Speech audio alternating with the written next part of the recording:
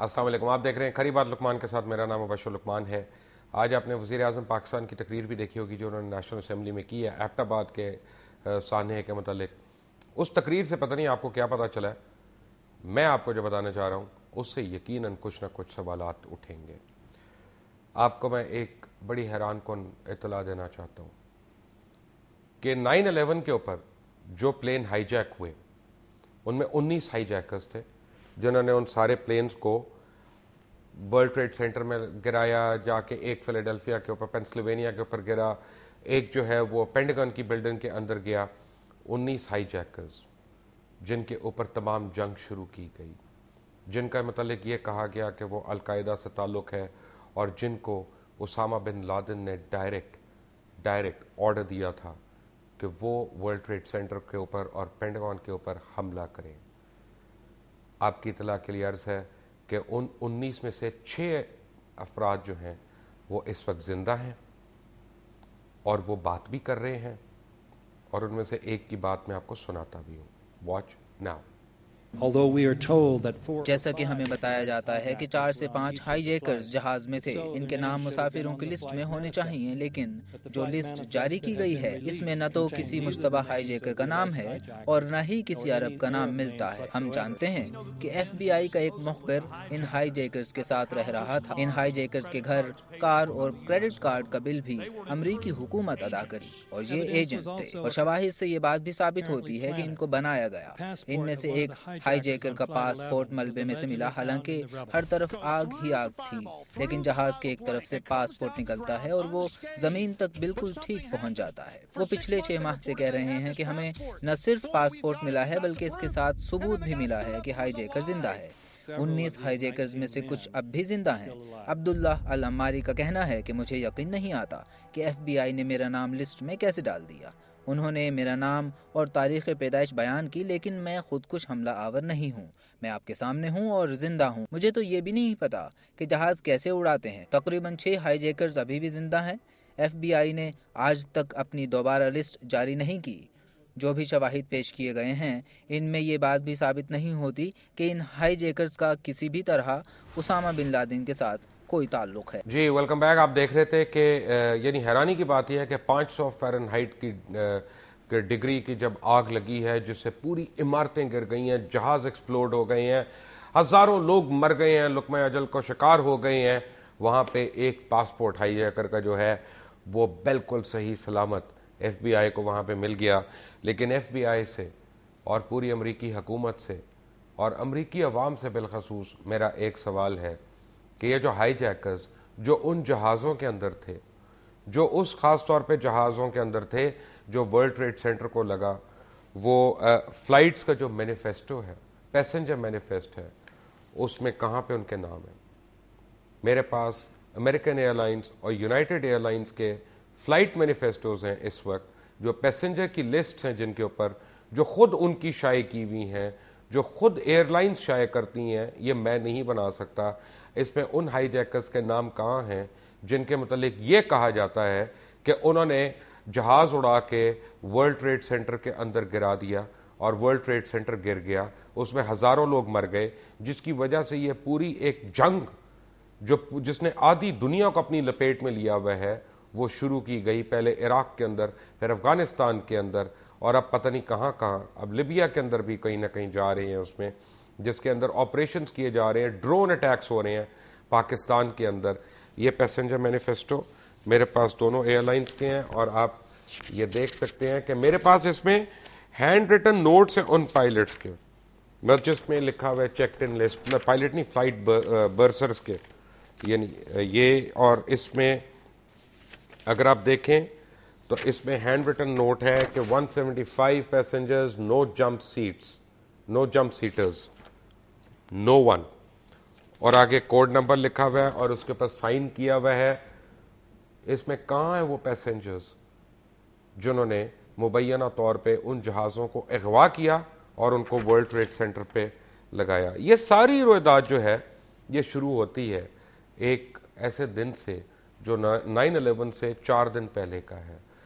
3 या 4 दिन पहले 9/11 से एक ISI के उस वक्त के चीफ जनरल महमूद के ऊपर एक इल्ज़ाम लगा कि उन्होंने मोहम्मद अता को न्यूयॉर्क में जाके $1 लाख वहाँ पे कैश ट्रांसफ़र किया, और उस डॉलर्स के ट्रांसफ़र करने के बाद ये हाईजैकर्स ने अपना प्लान जो है उसको यानी अमली जामा पहनाने की कोशिश की या शुरू कर दिया उसको, और यानी दिखाया यह गया उस वक्त कि जैसे ये $1 लाख जो था, इसकी वजह से पूरा ये जो है निज़ाम वर्ल्ड ट्रेड सेंटर को उड़ाने का, पेंटागन को उड़ाने का, पेंसिल्वेनिया के ऊपर जहाज़ जो क्रैश हुआ, जिसको क्रैश कराया गया, वो दिखाने का ये उससे एक से शुरू हुआ। लेकिन हकीकत ये है तकरीबन 11 ममालिक ने इससे पहले यूनाइटेड स्टेट्स ऑफ अमेरिका को मुतअद्दिद बार वार्निंग दी कि ऐसा वाक़या होने वाला है और उसके पीछे काफ़ी खुफिया खात मुहर्रिक हो सकते हैं। Watch this.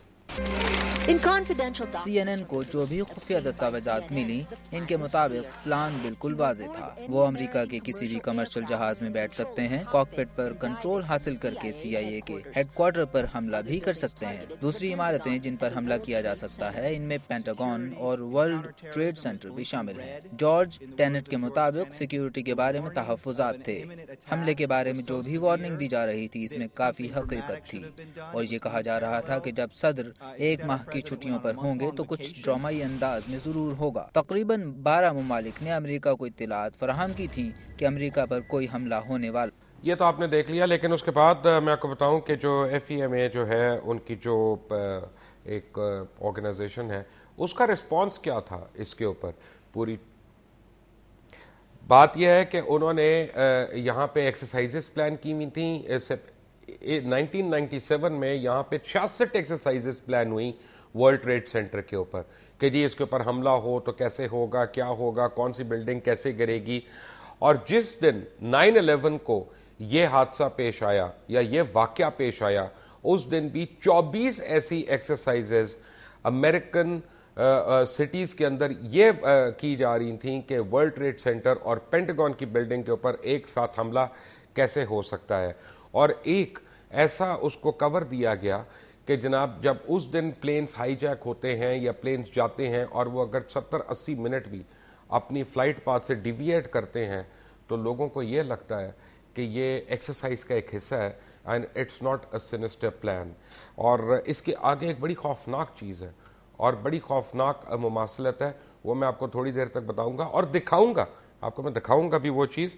लेकिन हकीकत क्या हुई कि एक particular building world trade centre की, उसको जब हम आपके लिए स्लो मोशन में प्ले करते हैं या बार बार प्ले करते हैं, तो आप ये देखेंगे कि जहाज से पहले उस बिल्डिंग में एक्सप्लोजन्स होना शुरू हो जाती हैं।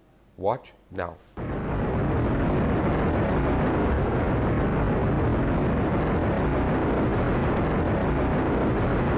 ये देखें, यहां पे ये गिर रही है बिल्डिंग, लेकिन उससे सॉरी जहाज नहीं, बिल्डिंग गिरने से पहले ये बीच में ब्लास्ट्स हो रहे हैं जो उसको बिल्डिंग को एक साथ पूरा नीचे तक लेके आ रहे हैं। और इसमें एक आपको मैं एक और चीज़ दिखाता हूँ, ये दूसरी जगह से। ये यहाँ पे आप देखिएगा कि ये बिल्डिंग जो है ये जब गिरती है तो नीचे से ब्रेकअप होना शुरू हुई है, ऊपर से नहीं। जैसे डेमोलिशन होती है एक बिल्डिंग की, हाई राइज की या स्काई स्क्रैपर की, कि वो जो है ये नीचे से गिरना शुरू होगी। आप देखिएगा इसको गौर से, दैट्स इट। और बाद में ये ऊपर से गिरी है, यानी ऊपर से इसके ऊपर कोई चीज़ आके नहीं लगी, इसको कोई डिब्री नहीं लगी। ये वो बिल्डिंग है जो वर्ल्ड ट्रेड सेंटर से कुछ फासले पे थी, और इसके मुतालिक आज तक ये एक्सप्लेनेशन नहीं बताई गई कि ये बिल्डिंग नंबर 7 ये गिरी कैसे, क्यों गिरी। और एक आदमी जो इसके अंदर काम करता था, 20 साल से मुलाजमत करता था इस जगह पे, एंड इज अ सर्वाइवर, वो इसके मुतालिक क्या कहता है, watch him.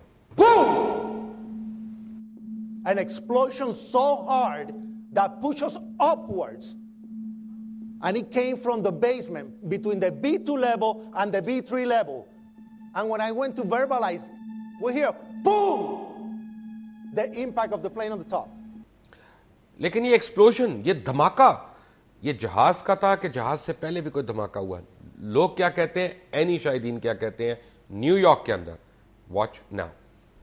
demolition team set off when you see the old demolitions of these old buildings. It looks like one of those scenes of an old building being. जिस तरह building का ढांचा गिर रहा है, ऐसे लगता है कि ये पहले से मंसूबाबंदी है। ये हादसे का नतीजा नहीं हो सकता। जिस तरह पहली बिल्डिंग गिरी है, बिल्कुल उसी तरह दूसरी बिल्डिंग भी गिरी है। ये किस तरह हो गया, मेरी समझ से बाहर। बिल्डिंग गिरकर खाक में तब्दील हो गई। न हमें मेजें मिली, न हमें कुर्सियां मिली, और हमें फोन और कंप्यूटर भी नहीं मिले। सबसे बड़ा टेलीफोन जो मुझे मिला वो कीपैड का इतना सा हिस्सा था।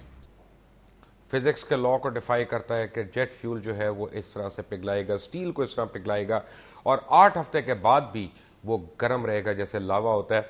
आपको मैं ये बताऊं कि 9/11 को उसमें यह हुक्मनामा जारी हो गया था कि 19 हाईजैकर्स को ओसामा बिन लादेन की तरफ से हुक्म दिया गया था कि वो हमला करें, जबकि जनवरी 10, 2001 में जॉर्ज बुश हुकूमत की तरफ से यह हुक्म दिया गया कि ओसामा बिन लादेन की फैमिली के खिलाफ जितनी भी तहकीकात चल रही हैं उनको फौरी तौर पे ख़त्म कर दिया जाए, और जिसमें ओसामा के 2 भाई भी शामिल थे, और जो CIA का जो हेडक्वार्टर है लैंगले वर्जीनिया में, उसके बिल्कुल साथ वहाँ पे रिहाइश पजीर थे। ओसामा बिन लादेन जब अपना इलाज करवा रहे थे तो क्या CIA उनका इलाज करवा रही थी? ब्रिटेन में जब यानी अंडरग्राउंड में और एक ट्यूब स्टेशन पे जब धमाके हुए, उसके पीछे कौन कौन रिस्पॉन्सिबल था? और पेंटागन और पेंसिल्वेनिया में गिरने वाली चीज़ जहाज थी भी या नहीं? When I come back from the break, all of that after break. Take a break.